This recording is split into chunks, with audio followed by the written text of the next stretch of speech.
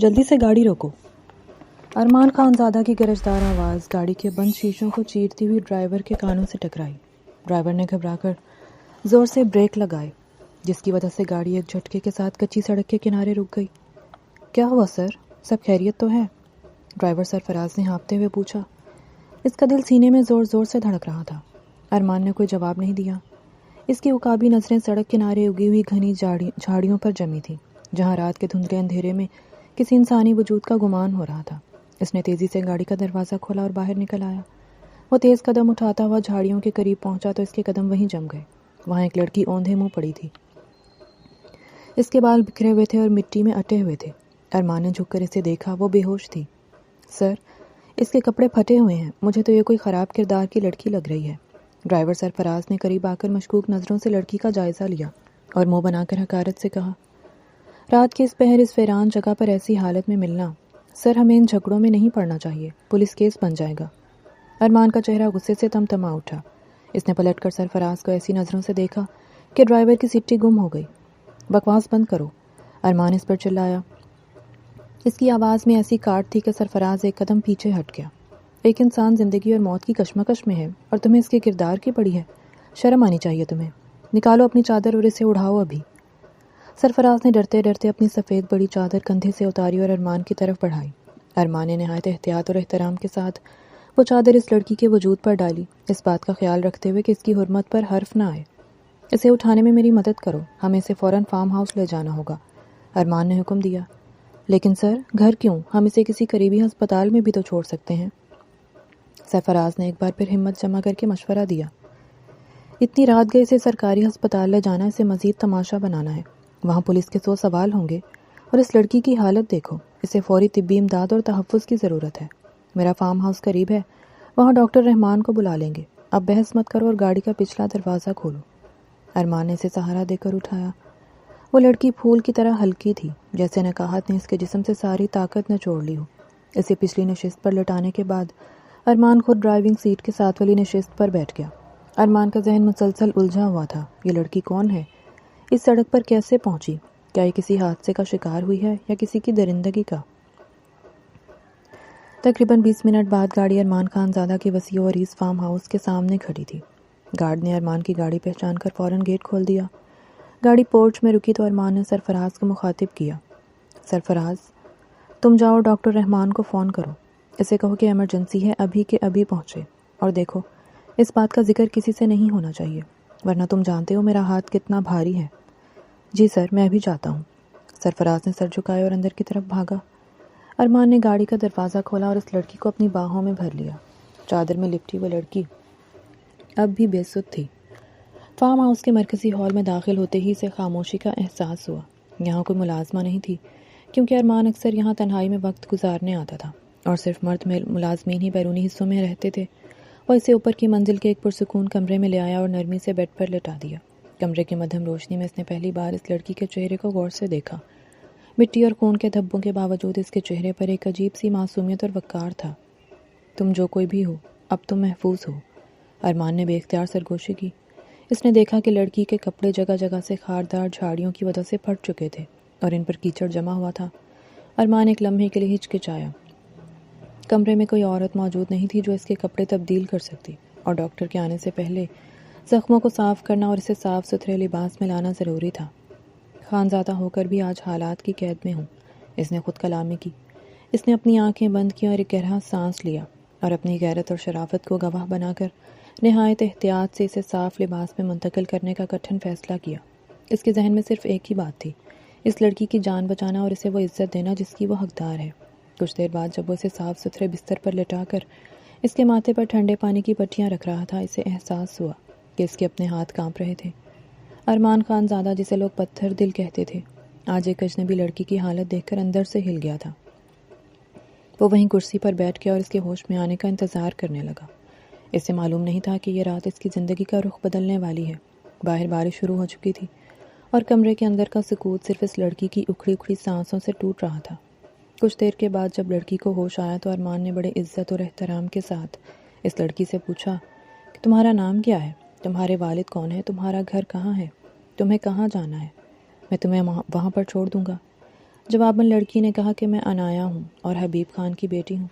یہ سن کر ارمان کا تو جیسے دماغ گھوم گیا۔ کمرے کی فضا جو چند لمحے پہلے ہمدردی اور سکون سے بھری ہوئی تھی اچانک بدل گئی۔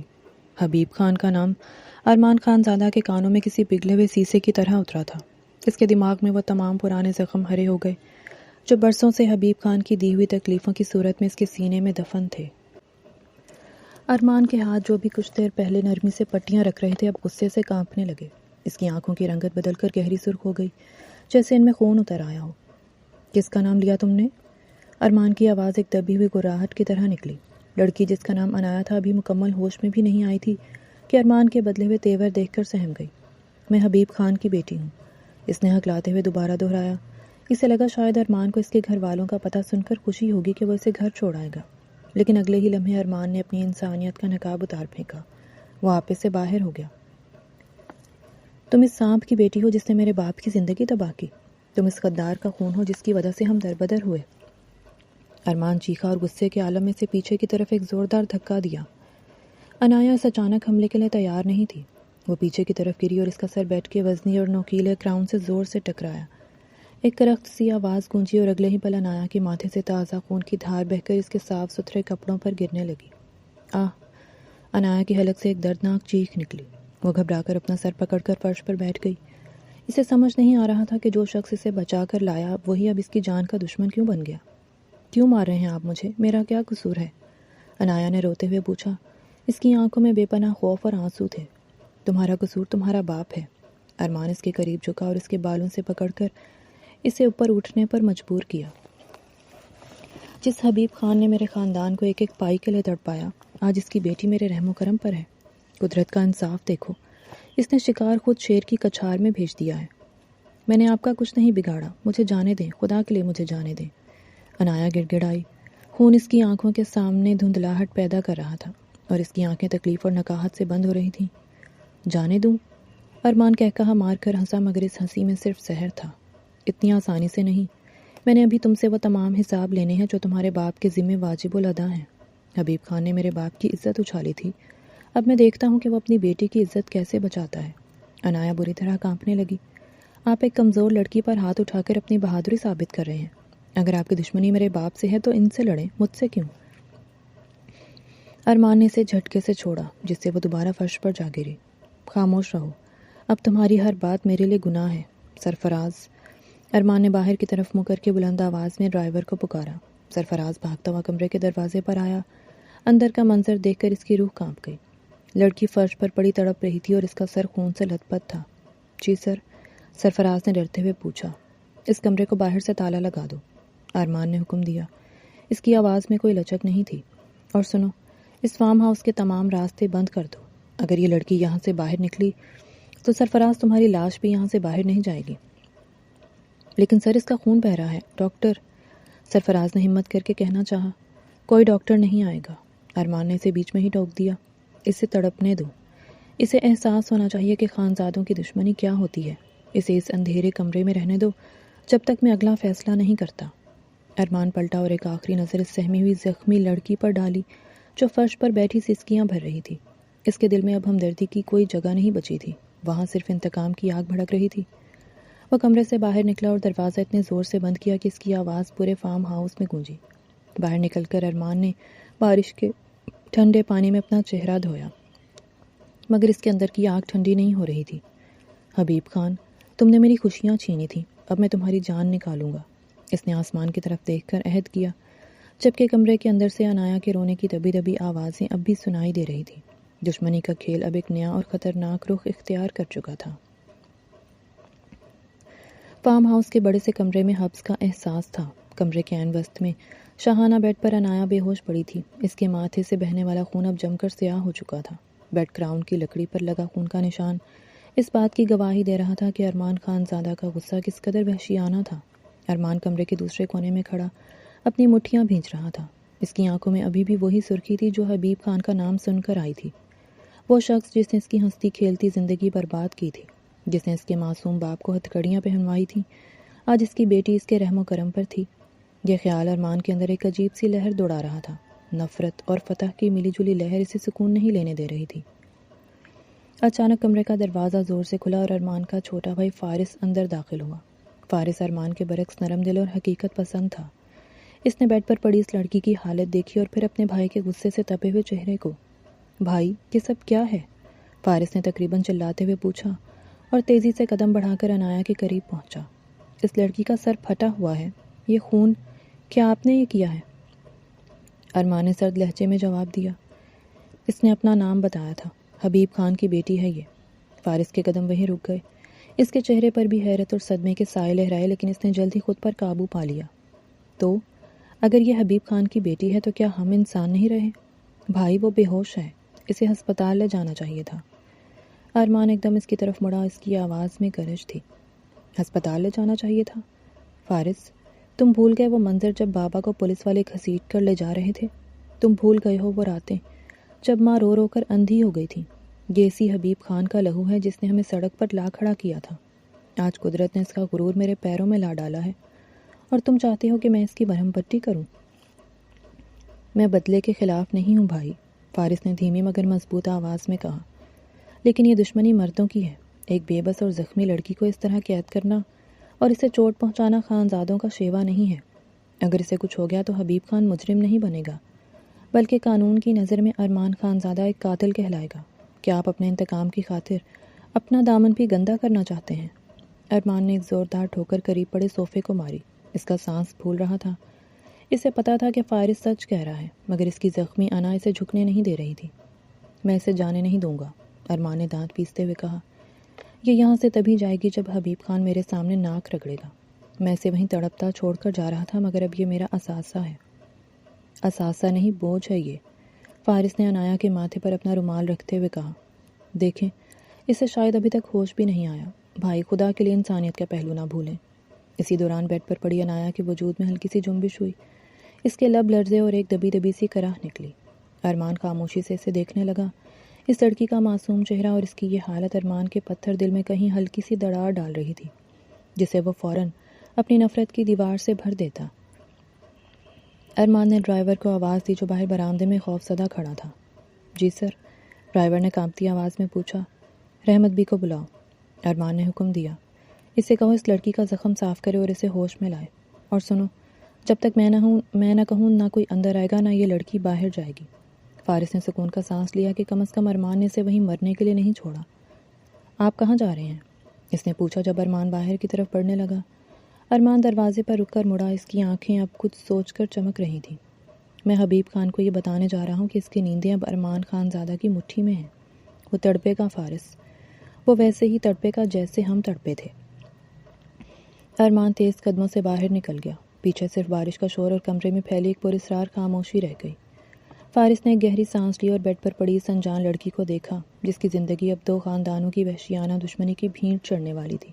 اسے اندازہ نہیں تھا کہ آنے والے دن اس فارم ہاؤس کی دیواروں کے اندر کیا کیا طوفان لانے والے ہیں۔ کچھ ہی دیر میں رحمت بھی گرم پانی کا پیالہ اور پٹیاں لے کر کمرے میں داخل ہوئیں۔ انہوں نے عنایا کے سر پر ہاتھ رکھا اور ایک لمبی آہ بھری۔ بیٹا، انہوں نے فارس سے مخاطب ہو کر کہا، یہ آگ بہت دور تک جائے گی۔ ارمان صاحب کا غصہ اور اس بچی کی بے گناہی، مجھے ڈر ہے کہ یہ گھر کہیں راکھ نہ ہو جائے۔ فارس کے پاس کوئی جواب نہیں تھا۔ وہ بس کھڑکی سے باہر ارمان کی گاڑی کی دور جاتی ہوئی لائٹس کو دیکھتا رہا، یہ جانتے ہوئے کہ اب واپسی کا کوئی راستہ نہیں بچا تھا۔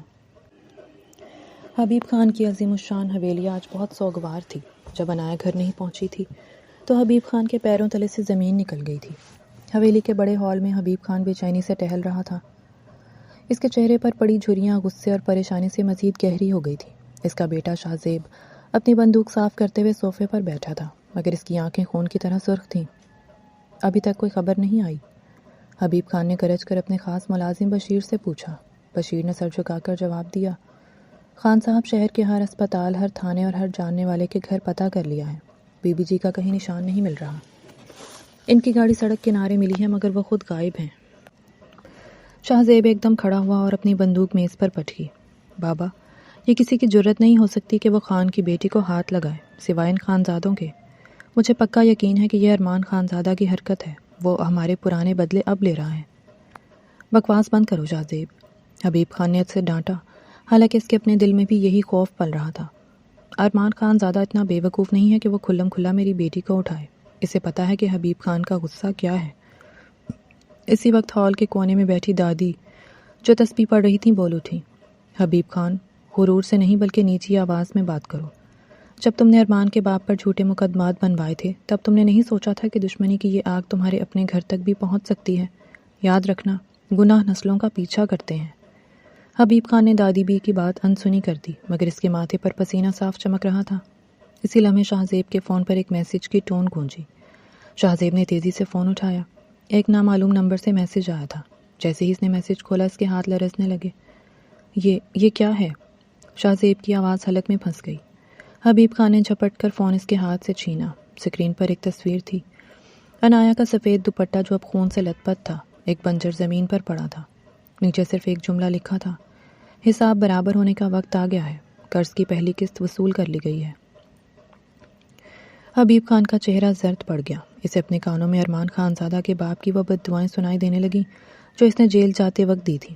شاہزیب، گاڑی نکالو، مجھے ابھی ارمان سے ملنا ہے۔ وہ دیوانہ وار چیخا۔ رحمت بھی، فارس نے دبی آواز میں پکارا، آپ کے پاس اس کمرے کی دوسری چابی ہے؟ رحمت بھی نے چونک کر دیکھا۔ بیٹا، ارمان صاحب مار ڈالیں گے، انہوں نے سختی سے منع کیا ہے۔ وہ میرا بھائی ہے، وہ مجھے کچھ نہیں کہے گا۔ فارس نے ان کا ہاتھ تھاما۔ وہ لڑکی وہاں خون میں لت پت ہے، اگر اسے کچھ ہو گیا تو ارمان بھائی کبھی خود کو معاف نہیں کر پائیں گے۔ وہ غصے میں اندھے ہو گئے ہیں، ہمیں انہیں گناہ سے بچانا ہے۔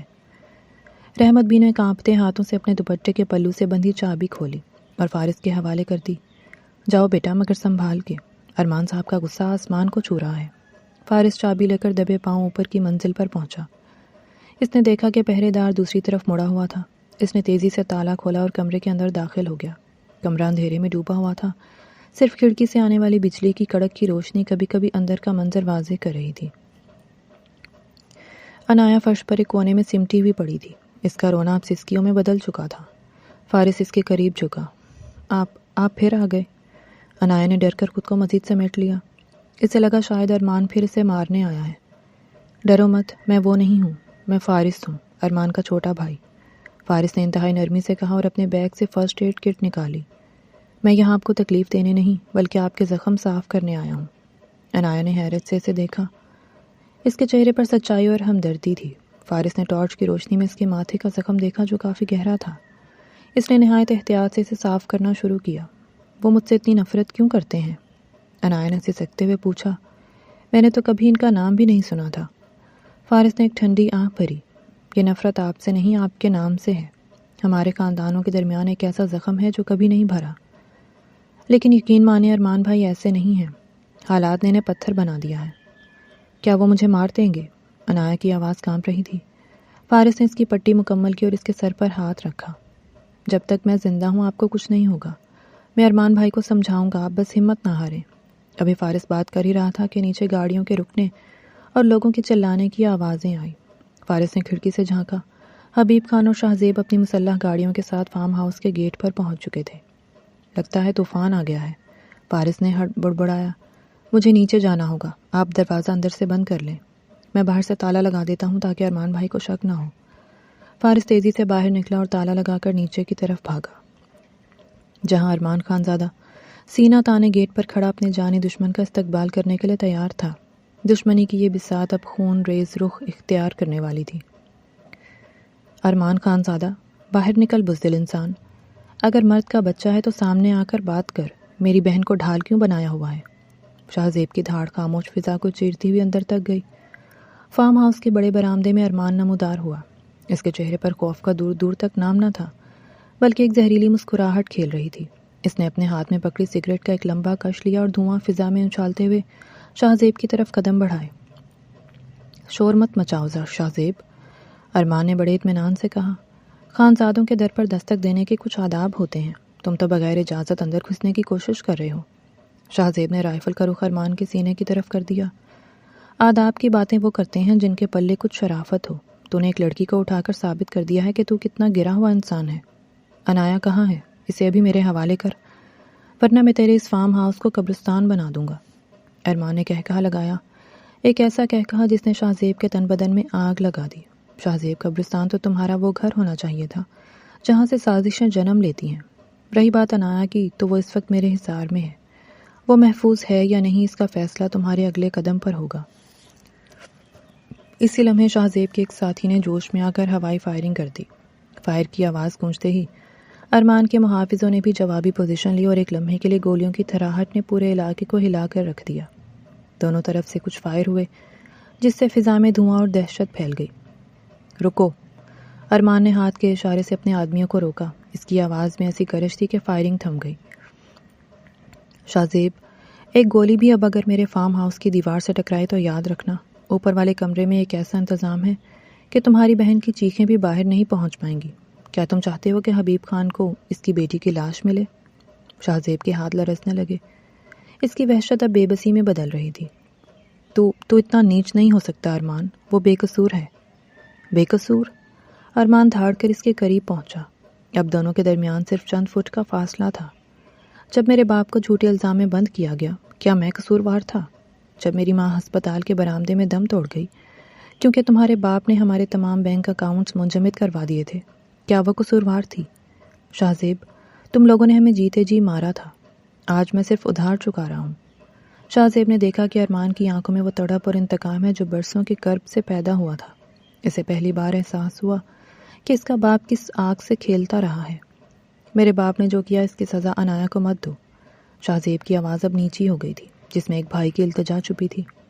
وہ تو جانتی بھی نہیں کہ تم لوگ کون ہو۔ اسے چھوڑ دو، اس کے بدلے مجھے رکھ لو، جو بدلہ لینا ہے مجھ سے لو۔ ارمان نے سرد لہجے میں جواب دیا، تمہاری قیمت حبیب خان کی نظر میں اتنی نہیں ہے جتنی عنایا کی ہے۔ وہ اس کی جان ہے اور میں اسی جان پر وار کروں گا۔ جاؤ اور اپنے باپ سے کہو کہ اگر اپنی بیٹی کی زندگی عزیز ہے تو کل صبح تک وہ تمام کاغذات اور وہ تمام ثبوت میرے میز پر ہونے چاہیے جو اس نے چوری کیے تھے۔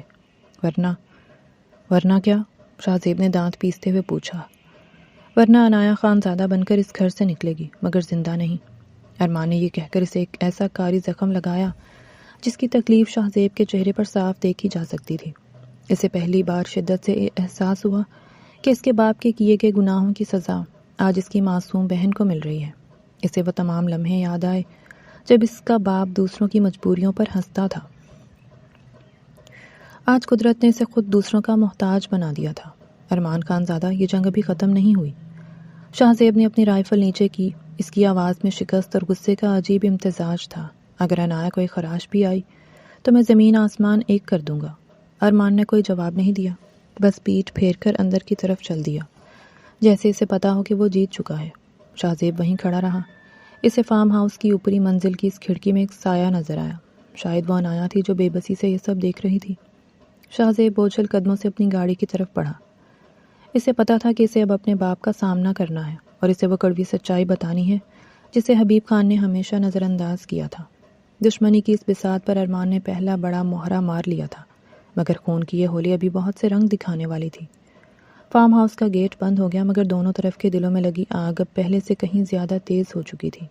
ارمان اندر داخل ہوا تو اس کا سامنا فارس سے ہوا جو سیڑھیوں پر کھڑا سب سن رہا تھا۔ دونوں کی نظریں ملی۔ ارمان کی نظروں میں فتح کا غرور تھا اور فارس کی نظروں میں اپنے بھائی کے لیے گہرا دکھ ہلکورے لے رہا تھا۔ رات کا پچھلا پہر تھا اور بارش کے بعد کی کنکی نے فضا کو بوجھل کر دیا تھا۔ فارم ہاؤس کے اگبی راستے سے بھاگنے والی عنایا کی ہمت جواب دے چکی تھی۔ اس کے ننگے پاؤں خاردار جھاڑیوں اور نوکیلے پتھروں سے لہو لہان تھے، مگر پیچھے آنے والے ارمان خان زادہ کے قدموں کی چاپ اسے رکنے نہیں دے رہی تھی۔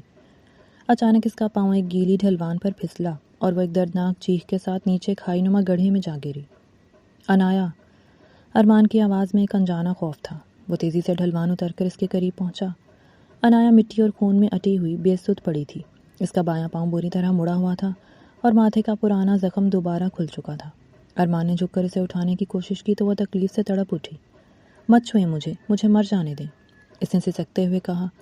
اس کی آنکھوں میں وحشت تھی۔ ارمان نے کوئی جواب نہیں دیا۔ اس نے نہایت نرمی سے اسے اپنی باہوں میں اٹھایا۔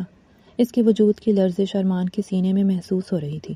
جب وہ اسے لے کر کمرے میں پہنچا تو فارم ہاؤس کے در و دیوار ایک بدلی ہوئی خاموشی کے گواہ تھے۔ اس نے عنایا کو بیڈ پر لٹایا اور خود گھٹنوں کے بل فرش پر بیٹھ کر اس کے زخمی پاؤں کو اپنے ہاتھوں میں لیا۔ عنایا نے درد و شرمندگی سے آنکھیں موند لیں۔ درد ہو رہا ہے؟ ارمان کی آواز میں موجود نرمی عنایا کے لیے کسی جھٹکے سے کم نہیں تھی۔ اس نے چونک کر ارمان کو دیکھا، جس کی آنکھوں میں اب وہ خون آشام سرخی نہیں تھی بلکہ گہری پشیمانی تھی۔ آپ کو اس سے کیا فرق پڑتا ہے؟ آپ تو حساب برابر کر رہے ہیں نا؟ انایا نے کڑواہٹ سے کہا، مگر اس کی آواز میں دم نہیں تھا۔ ارمان نے گرم پانی میں ڈوبا ہوا روئی کا پھایا اس کے زخم پر رکھا۔ انایا نے اسے سک کر اس کا کندھا پکڑ لیا۔ اس لمحے وقت جیسے تھم گیا۔ ارمان کی نظریں اس کے معصوم چہرے پر جم گئیں۔ اسے پہلی بار احساس ہوا کہ وہ جس آگ کو بجھانے کی کوشش کر رہا ہے اس میں ایک ایسی کلی جھلس رہی ہے جس کا اس دشمنی کے بیج بونے میں کوئی ہاتھ نہیں تھا۔ میں نے 13 سال صرف نفرت کرنا سیکھا ہے انایا، ارمان نے پٹی باندھتے ہوئے دھیمی آواز میں کہا۔ میرے لیے حبیب خان کا مطلب صرف تباہی تھا۔ مجھے لگا اس کے خون کے ہر قطرے میں وہی زہر ہوگا، مگر تم تو بالکل الگ ہو۔ انایا کی آنکھوں سے ایک آنسو ٹپک کر ارمان کے ہاتھ پر گرا۔ لوگ اپنے باپ کا انتخاب نہیں کر سکتے ارمان صاحب۔ آپ کو لگتا ہے کہ میں حبیب خان کی بیٹی ہوں تو میں خوش ہوں؟ میں نے بچپن سے اپنے گھر میں صرف سازشیں اور دوسروں کی بد دعائیں جمع ہوتے دیکھی ہیں۔ میں نے کتنی بار بابا کو روکا ان سے جھگڑی کہ کسی کا حق نہ مارے، مگر میری آواز اس حویلی کی دیواروں سے ٹکرا کر واپس آ جاتی تھی۔ ارمان کے ہاتھ رک گئے۔ اس نے نظر اٹھا کر اسے دیکھا۔ کیا واقعی تم ان کے فیصلوں کے خلاف تھی؟ انایا نے تلخی سے مسکراتے ہوئے سر ہلایا۔ جس رات آپ کے والد کو گرفتار کیا گیا میں اس رات روئی تھی، کیونکہ میں جانتی تھی کہ وہ بے قصور ہیں۔ میں نے بابا کے کمرے سے وہ فائل چوری کرنے کی کوشش بھی کی تھی تاکہ آپ کے خاندان کو بچا سکوں، مگر میں پکڑی گئی اور مجھے مہینوں ایک کمرے میں بند رکھا گیا۔ ارمان کے دل پر جیسے کسی نے وزنی ہتھوڑا مارا ہو۔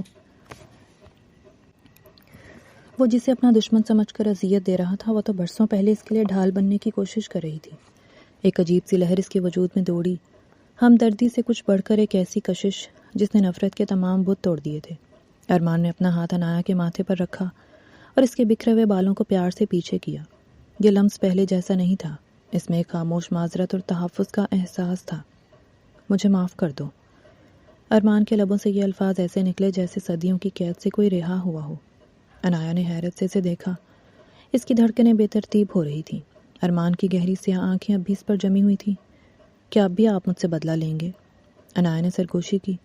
ارمان نے اس کا ہاتھ اپنے دونوں ہاتھوں میں لیا اور اسے اپنے لبوں سے لگا لیا۔ اب بدلہ نہیں انایا، اب صرف حفاظت ہوگی، حبیب خان سے بھی اور اس دنیا سے بھی۔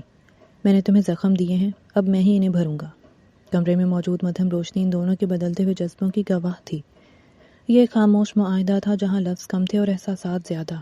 دشمنی کی دیواریں گر چکی تھیں اور ان کی جگہ ایک ایسی قربت نے لے لی تھی جو آنے والے طوفانوں میں ان کا واحد سہارا بننے والی تھی۔ ارمان نے انایا کے ماتھے پر اپنے لب رکھے اور اسے ایک لمس نے ثابت کر دیا کہ اب ارمان خان زادہ حبیب خان کا دشمن نہیں بلکہ اس کی بیٹی کا محافظ بن چکا تھا۔ شام کے سائے گہرے ہو رہے تھے۔ ارمان خان زادہ نے حبیب خان کو شہر سے دور ایک پرانے ویران گودام میں بلایا تھا۔ یہ وہی جگہ تھی جہاں کبھی ارمان کے والد کا کاروبار ہوا کرتا تھا، جسے حبیب خان نے مٹی میں ملا دیا تھا۔ ارمان تنہا کھڑا ایک جلے ہوئے ستون سے ٹیک لگائے اپنی گھڑی دیکھ رہا تھا۔ اس کے چہرے پر سکون تھا۔ دور سے ایک گاڑی کی ہیڈ لائٹس نظر آئیں اور کچھ ہی دیر میں حبیب خان کی اکیلی گاڑی گرد اڑاتی ہوئی گودام کے سامنے آ رکی۔ حبیب خان جو کبھی شیر کی طرح دھاڑتا تھا آج گاڑی سے اترا تو اس کے قدموں میں وہ اعتماد نہ تھا۔ اس کا جھکا ہوا سر اور لرزتے ہاتھ بتا رہے تھے کہ بیٹی کی جدائی اور خوف نے اس کے غرور کو پاش پاش کر دیا ہے۔ آ گئے تم حبیب خان؟ ارمان کی آواز گودام کی خالی دیواروں سے ٹکرا کر گونجی۔ حبیب خان نے سامنے دیکھا جہاں ارمان اندھیرے اور روشنی کے حالے میں کھڑا تھا۔ وہ دھیرے دھیرے چلتا ہوا ارمان کے قریب پہنچا۔ انایا کہاں ہے؟ میری بیٹی ٹھیک تو ہے نا؟ ارمان میں تمہیں پاؤں پڑتا ہوں، اسے کچھ مت کرنا۔ ارمان نے سرد لہجے میں کہا۔ پاؤں پڑنے کی باتیں تمہارے منہ سے اچھی نہیں لگتی۔ تم تو وہ شخص ہو جو لوگوں کی پگڑیاں اچھالنے میں ماہر تھا۔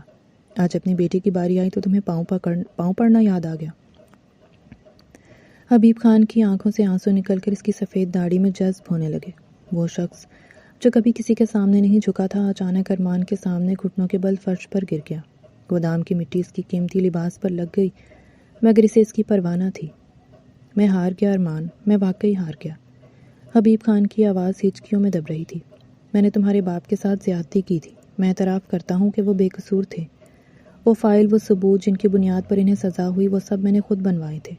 میں حسد میں اندھا ہو گیا تھا۔ میں نے تمہاری ماں کی بد دعائیں لیں، تمہارا گھر برباد کیا، مگر خدا کے لیے میری بیٹی کو چھوڑ دو۔ وہ معصوم ہے، اسے نہیں پتا کہ اس کا باپ کتنا بڑا گنہگار ہے۔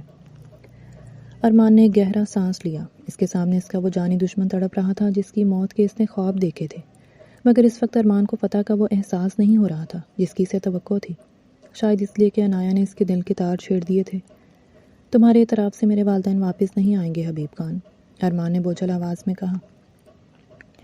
میں جانتا ہوں، حبیب خان نے تڑپ کر کہا، لیکن میں سب ٹھیک کر دوں گا۔ میرے پاس وہ اصل دستاویزات موجود ہیں جو ثابت کریں گی کہ تمہارے والد کو پھنسایا گیا تھا۔ میں خود عدالت جاؤں گا، میں اپنا جرم قبول کروں گا۔ ارمان، تمہارے خاندان کا کھویا ہوا وقار بحال ہو جائے گا، تمہارے والد کا نام دوبارہ عزت سے لیا جائے گا۔ بس میری بچی مجھے واپس کر دو۔ ارمان نے اپنا ہاتھ حبیب خان کی طرف بڑھایا تاکہ اسے اٹھا سکے۔ اگر تم یہ سب کرنے کو تیار ہو تو میں وعدہ کرتا ہوں کہ عنایا آج رات ہی تمہارے گھر۔ ابھی ارمان کی بات مکمل بھی نہیں ہوئی تھی کہ گودام کے بڑے آہنی دروازے سے گولیوں کی تڑتڑاہٹ گونجی۔ ارمان اور حبیب خان دونوں اچھل کر پیچھے ہٹے۔ دھوکہ تم نے میرے باپ کو اکیلے بلا کر اسے گھٹنوں کے بل جھکا دیا۔ شاہ زیب کی گرجدار آواز سنائی دی۔ شاہ زیب اپنے 10-12 مسلح ساتھیوں کے ساتھ اندر داخل ہو چکا تھا۔ اس کی آنکھوں میں جنون تھا اور وہ آپے سے باہر لگ رہا تھا۔ شاہ زیب، نہیں، رک جاؤ۔ حبیب خان نے چیخ کر اپنے بیٹے کو روکنے کی کوشش کی۔ یہ سب میں اپنی مرضی سے کر رہا ہوں، ارمان نے کچھ نہیں کیا۔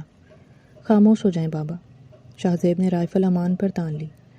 آپ بوڑھے ہو رہے ہیں، آپ کی غیرت مر چکی ہے، مگر شاہ زیب خان ابھی زندہ ہے۔ ارمان خان زادہ، تو نے میرے باپ کو ذلیل کیا، اب تو یہاں سے زندہ باہر نہیں جائے گا۔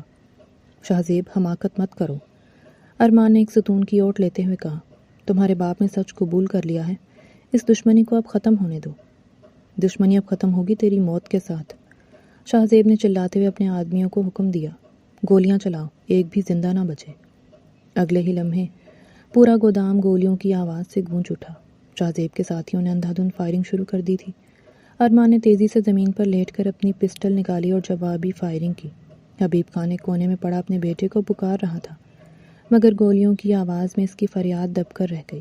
ارمان اکیلا تھا اور شاہ زیب کے آدمی سے چاروں طرف سے گھیرنے کی کوشش کر رہے تھے۔ ارمان نے ایک کے بعد ایک 2 آدمیوں کو نشانہ بنایا، مگر دشمن کی تعداد زیادہ تھی۔ شاہ زیب دیوانہ وار گولیاں برساتا ہوا ارمان کے قریب پہنچنے کی کوشش کر رہا تھا۔ آج خانزادوں کا نام و نشان مٹ جائے گا۔ شاہ زیب نے چیخ کر ایک اور میگزین اپنی رائفل میں ڈالا۔ ارمان کی پسٹل کی گولیاں ختم ہو رہی تھیں۔ اس نے ایک خالی کین کے پیچھے پناہ لی۔ اسے احساس ہوا کہ حبیب خان اب بھی وہیں بیچ میں موجود ہے اور شاہ زیب کے ساتھیوں کی ایک گولی کسی بھی وقت اپنے ہی مالک کو لگ سکتی تھی۔ شاہ زیب، اپنے باپ کو تو دیکھو، وہ تمہاری فائرنگ کی زد میں ہے۔ ارمان شور کے بیچ چلایا، مگر شاہ زیب پر خون سوار تھا، اسے صرف ارمان کا سر چاہیے تھا۔ اسی دوران شاہ زیب نے ارمان کو نشانے پر لیا اور جیسے ہی اس نے ٹریگر دبایا، حبیب خان نے ارمان کو بچانے کے لیے چھلانگ لگا دی، مگر گولی ارمان کے بازو کو چھوتی ہوئی گزری اور ارمان پیچھے گر گیا۔ شاہ زیب نے دوبارہ نشانہ لیا۔ ارمان اس وقت بالکل نہتھا اور سامنے تھا۔ موت ارمان کے سر پر کھڑی تھی اور شاہ زیب کی انگلی ٹریگر پر دبنے ہی والی تھی کہ ایک ایسی آواز آئی جس نے سب کے ہاتھ روک دیے۔ شاہ زیب بھائی، رک جائیں۔ یہ عنایا تھی جو کسی طرح فارس کے ساتھ وہاں پہنچ چکی تھی۔ اس کی آواز میں ایسی تڑپ تھی کہ شاہ زیب کے ہاتھ لرز گئے، لیکن دشمنی کی یہ آگ اتنی جلدی بجھنے والی نہیں تھی۔ شاہ زیب کی آنکھوں میں ارمان کے لیے نفرت اب بھی برقرار تھی اور گودام کے اندر کی فضا موت کے سائے میں سسک رہی تھی۔ شاہ زیب نے فائر کر دیا اور تبھی جیسے وقت تھم گیا، کیونکہ اس کی رائفل سے نکلنے والی گولی ارمان کے سینے میں نہیں بلکہ اس کی اپنی بہن عنایا کے نازک وجود میں پیوست ہو چکی تھی۔ عنایا جو ارمان کو بچانے کے لیے عین اس لمحے سامنے آئی تھی جب شاہ زیب نے ٹریگر دبایا، اب آہستہ آہستہ ارمان کی باہوں میں جھول رہی تھی۔ اس کے سفید لباس پر پھیلتا ہوا سرخ خون اس دشمنی کی ہولناکی کا سب سے بڑا گواہ تھا۔ عنایا، ارمان کی ایک دلدوز چیخ گودام کی دیواروں سے ٹکرائی۔ اس نے دیوانہ وار اسے سنبھالا۔ شاہ زیب کے ہاتھ سے رائفل چھوٹ کر نیچے گری۔ حبیب خان جو پہلے ہی ٹوٹ چکا تھا، اپنی بیٹی کو خون میں لت پت دیکھ کر دھاڑے مار کر رونے لگا۔ عنایا میری بچی، شاہ زیب یہ تو نے کیا کر دیا؟ ارمان نے عنایا کا سر اپنے سینے سے لگا لیا تھا، اس کے ہاتھ خون سے رنگ چکے تھے۔ عنایا، آنکھیں کھولو، تمہیں کچھ نہیں ہوگا، میں تمہیں کچھ نہیں ہونے دوں گا۔ ارمان کی آواز میں وہ غرور، وہ نفرت، وہ انتقام سب بہہ چکے تھے، وہاں صرف ایک عاشق کی تڑپ باقی تھی۔ عنایا نے بڑی مشکل سے اپنی پلکیں اٹھائیں اور ارمان کے چہرے پر اپنا لرزتا ہوا ہاتھ رکھا۔ دشمنی ختم ہو گئی نا؟ اس کے لبوں سے یہ آخری الفاظ نکلے اور وہ بے ہوش ہو گئی۔ ہسپتال کے آپریشن تھیٹر کے باہر ایک عجیب منظر تھا۔ 2 خاندان جو برسوں سے ایک دوسرے کے خون کے پیاسے تھے، آج ایک ہی چھت تلے خاموش کھڑے تھے۔ حبیب خان ایک کونے میں سر جھکائے بیٹھا تھا، جبکہ شاہ زیب اپنے ضمیر کے بوجھ سے دیوار سے سر لگائے کھڑا تھا۔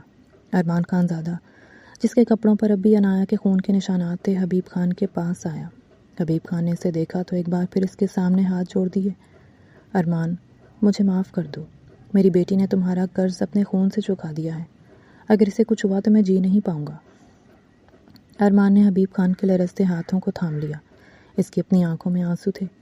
خان صاحب، اب کوئی قرض باقی نہیں رہا، عنایا نے مجھے مرنے سے نہیں بچایا، اس نے ارمان خان زادہ کے اندر کے درندے کو مار دیا ہے، ہم دونوں مجرم ہیں۔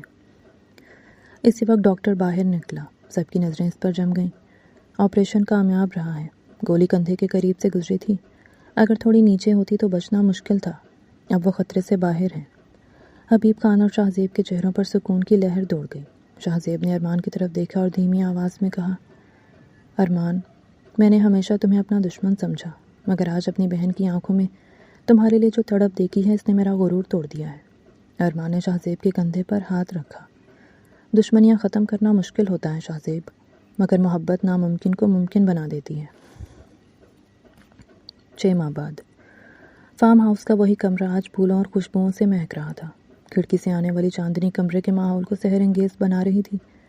عنایا اب بالکل ٹھیک تھی، اس کے چہرے پر وہی پرانی معصومیت لوٹ آئی تھی، مگر اب اس میں ایک خاص چمک اور وقار بھی تھا۔ ارمان کمرے میں داخل ہوا تو اس نے دیکھا عنایا کھڑکی کے پاس کھڑی باہر کا نظارہ کر رہی ہے۔ ارمان خاموشی سے اس کے پیچھے آ کر کھڑا ہو گیا اور اس کے گرد اپنی باہوں کا حصار باندھ لیا۔ ابھی تک سوئی نہیں؟ ارمان نے اس کے کان کے پاس سرگوشی کی۔ عنایا ہلکا سا مسکرائی اور اس کے مضبوط ہاتھوں پر اپنا ہاتھ رکھ دیا۔ اس چاند کو دیکھ رہی تھی، کتنا اکیلا ہے نا، پھر بھی پوری دنیا کو روشنی دے رہا ہے۔ ارمان نے اسے اپنی طرف موڑا اور اس کی آنکھوں میں جھانکا۔ تم بھی تو میرے لیے وہی چاند ہو، جب میری زندگی نفرت کے گھنے اندھیرے میں ڈوبی ہوئی تھی، تب تم نے اپنی محبت سے میری روح کو روشن کر دیا۔ عنایا نے شرماتے ہوئے اپنی نظریں جھکا لیں۔ آپ جانتے ہیں جب میں اس فارم ہاؤس میں پہلی بار آئی تھی تو میں آپ سے کتنا ڈرتی تھی، مجھے لگتا تھا کہ ارمان خان زادہ کا دل پتھر کا ہے۔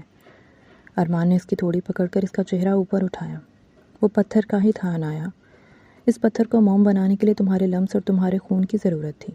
مجھے آج بھی وہ دن یاد کر کے تکلیف ہوتی ہے جب میں نے تمہیں دکھ دیے۔ عنایا نے ارمان کے لبوں پر اپنی انگلی رکھ دی۔ وہ سب ایک خواب تھا، ایک برا خواب، اب ہم جاگ چکے ہیں۔ دیکھو، بابا اور شاہ زیب بھائی بھی اب بدل گئے ہیں، ہمارے خاندانوں کے درمیان سے وہ نفرت کی دیوار گر چکی ہے۔ ارمان نے اسے مزید اپنے قریب کر لیا۔ تمہیں پتہ ہے حبیب خان صاحب نے آج کیا کہا؟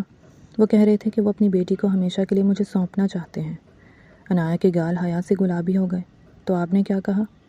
ارمان نے اس کی پیشانی پر محبت سے بوسہ دیا اور بڑی سنجیدگی سے بولا، میں نے کہا کہ ارمان خان زادہ تو اس دن سے عنایا کا ہو چکا ہے جب اس نے جھاڑیوں میں پڑی ایک لڑکی کو دیکھ کر گاڑی روکی تھی۔ عنایا نے ارمان کے سینے پر سر رکھ دیا۔ اسے وہ سکون محسوس ہو رہا تھا جس کی اسے برسوں سے تلاش تھی۔